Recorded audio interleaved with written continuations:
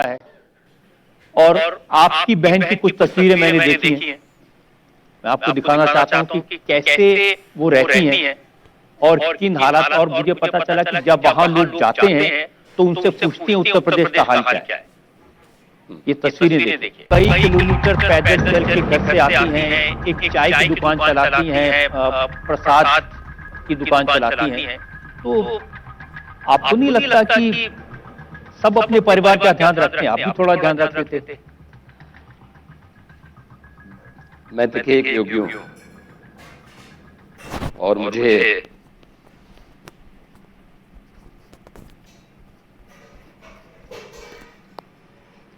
पूरे प्रदेश का ध्यान रखना होता है। और मुझे लगता है कि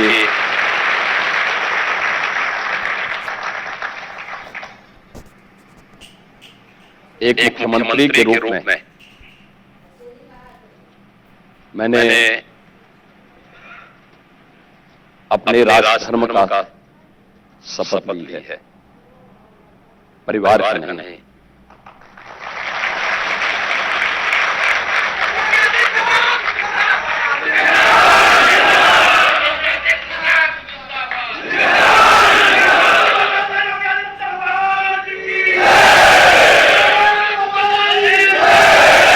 ये ठीक है योगी जी, आपने परिवार का ध्यान न रख के सन्यासी के तौर पर पूरे प्रदेश का ध्यान रखा है। अपनी बहन का ध्यान न रख के उत्तर प्रदेश की बहनों का ध्यान रखा है। लेकिन कुछ बहनें मुझे कल मिली, मुस्लिम बहनें हैं, वो कहती हैं कि योगी जी ऐसा पहनावा चाहते हैं ऐसा पहन लेते हैं और हमें हिजाब पहनने नहीं देते। देखिए, मुझे किसी के पहनावे पे कोई आपत्ति नहीं। घर में कौन क्या पहन रहा है, बाजार में कौन क्या पहन रहा है, सार्वजनिक स्थानों पे कौन क्या पहन रहा है, उस पे हम लोगों को आपत्ति करने का कोई अधिकार नहीं है। लेकिन मेरा एक बात मानना है कि देश की व्यवस्था संविधान से चलनी चाहिए। इस सबके हित में है। देश का संविधान अगर न हो तो क्या 3 तलाक जैसी कुप्रथाओं को हम रोक पाएंगे? कभी नहीं। और इसलिए व्यक्तिगत आस्था, ऐसा नहीं कि भारत के अंदर हमारे पंथ और संप्रदाय न हो। कुंभ जैसे महापर्व यहां होते रहे हैं और कुंभ जैसे महापर्व हम सबकी सुरक्षा, हम सबका सम्मान, एक ही धर्म से और राष्ट्र धर्म है। राष्ट्र धर्म के बगैर अगर कोई व्यक्ति, कोई समुदाय समझता है कि वह सुरक्षित होगा, समृद्ध होगा, मुझे लगता है उसकी गलतफहमी होगी।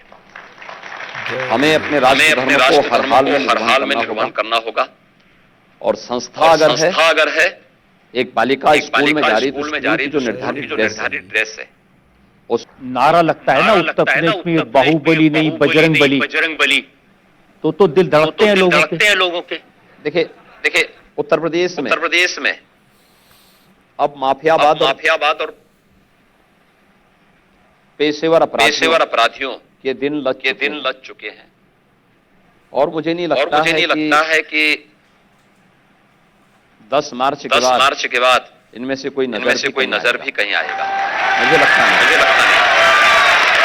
बहुत सारे ऐसे लोग हैं जो चुनाव की घोषणा के बाद प्रदेश के अंदर 4.5 वर्षों तक छुपे हुए थे।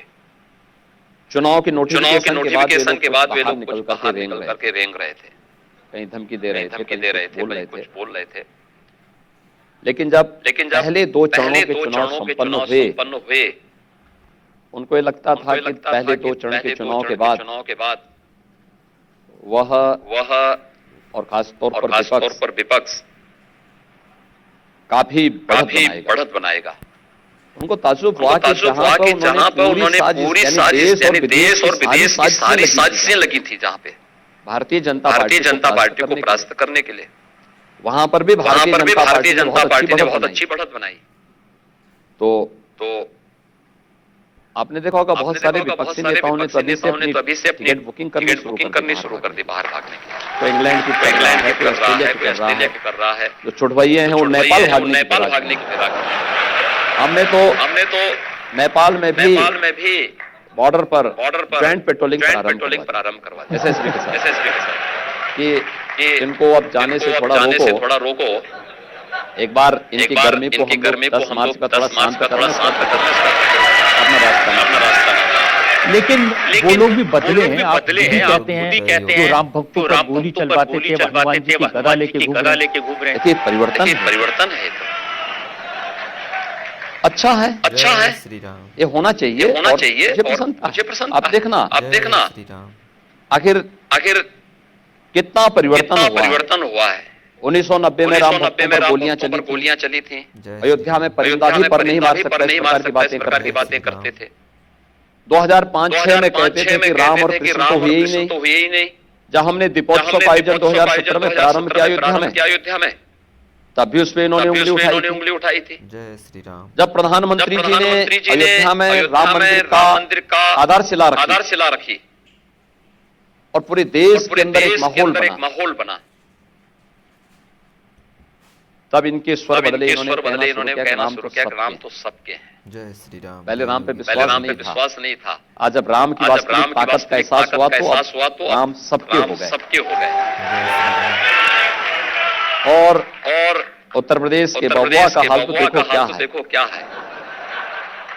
अब वो हर मंच में जाते हैं, यानी जो लोग पहले प्रदेश में अपराधियों को प्रश्रय देते थे, तमंचों की फैक्ट्री लगाते थे, तमंचे बांटते थे, राहतजनी करते थे, अब आप देखते होंगे हर एक जगह हनुमान जी की गदा लहराते हैं। और आप देखना उत्तर प्रदेश विधानसभा चुनाव के बाद जब 2024 में हम लोग लोकसभा का चुनाव में आएंगे, उससे पहले अयोध्या में राम का भव्य मंदिर बन चुका होगा, रामलला विराजमान हो चुके होंगे।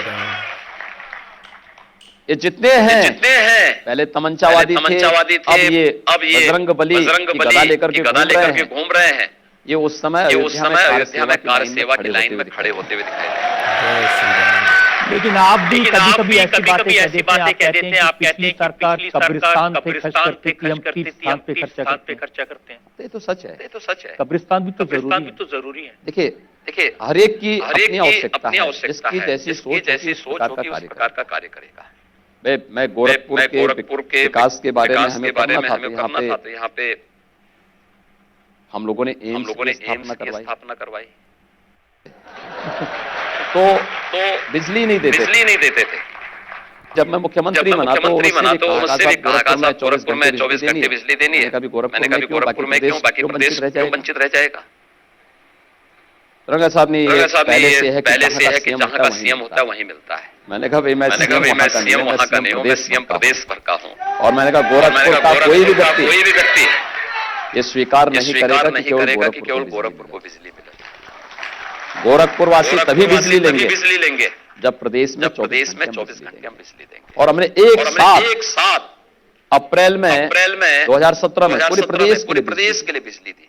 जो विकास हम गोरखपुर में देख रहे हैं, ये विकास पूरे प्रदेश के अंदर अलग-अलग शहरों में पूरे प्रदेश की ब्रांड बनी है, प्रदेश को एक नई पहचान दी है। और उत्तर प्रदेश में हम लोग यही कर रहे हैं। जो वंशवादी परिवारवादी है ना, परिवार इनका साथ में तब तक है जब तक लूट में हिस्सेदारी है। शेष को पुत्र बाप को धक्का देता है, भतीजा चाचा को हथियाता है।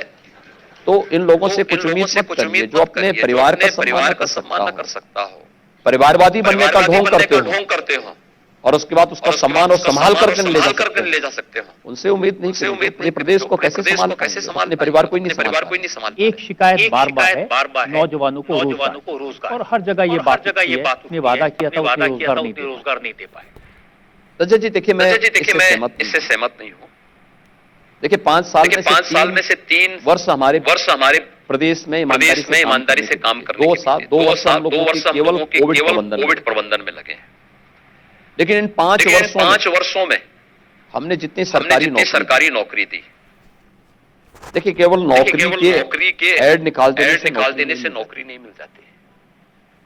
नौकरी एक पारदर्शी व्यवस्था के साथ हर यूथ को नौकरी मिल जाए, उनकी प्रॉपर ट्रेनिंग हो जाए, उनका प्लेसमेंट हो जाए और उसकी सैलरी उसके परिवार उसके तक परिवार पहुंचने तक लग जाए। पहुंचने लग जाए। ये पूरी प्रक्रिया पूरी होती है। प्रक्रिया होती है। हमने 5 साल हमने में 5 लाख से अधिक 5 लाख से नौजवानों को अधिक सरकारी नौजवानों को नौकरी दी सरकारी है। नौकरी दी है। एक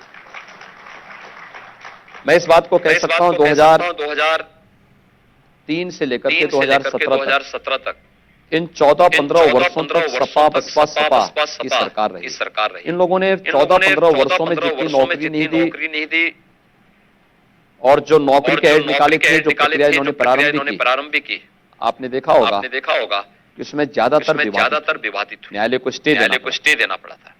हम लोगों ने ये ये जो नौकरी जो निकाली नौकरी पूरी निकाली पारदर्शी पूरी तरीके पारदर्शी से। तरीके क्योंकि से। देखिए मेरी क्योंकि पहले मेरी दिन से पहले धारणा दिन थी से धारणा थी कि अगर कहीं कि अगर भेदभाव कहीं करोगे, भेदभाव करोगे, यूपी के किसी यूपी नौजवान के किसी साथ नौजवान कहीं के खिलवाड़ साथ कहीं होगा, खिलवाड़ होगा, उसके साथ अन्याय उसके होगा, साथ अन्याय होगा, तो वह संस्था वो जिम्मेदार संस्था होगी, जिम्मेदार होगी, जो संस्था इस इस परीक्षा से जुड़ी परीक्षा से जुड़ी होगी। और हमने कार्रवाई भी की, कुछ बहुत सख्त बहुत सख्त कार्रवाई की। एक मामले में तो एक मैंने मामले पूरी में तो मैंने व्यवस्था पूरी को भंग व्यवस्था करके को जितने भंग उस करके परीक्षा के जितने साथ उस जुड़े हुए परीक्षा लोग के थे साथ जुड़े हुए सबको मैंने लोग थे, उठा करके सबको मैंने उठा करके बंद कर दिया, जेल के अंदर डाला। जेल के अंदर डाला। मैंने कहा यूपी के मैंने कहा नौजवानों यूपी के के साथ खिलवाड़ नौजवानों के करने साथ की खिलवाड़ करने की कोई नहीं होनी चाहिए। नहीं होनी चाहिए तुम्हें। हाँ, इस प्रक्रिया को और तेजी के साथ आगे बढ़ाने की आवश्यकता है। जैसे हम लोगों ने नॉन गस्टेड जो से ग्रुप को आगे बढ़ाया है। आगे बढ़ाया है।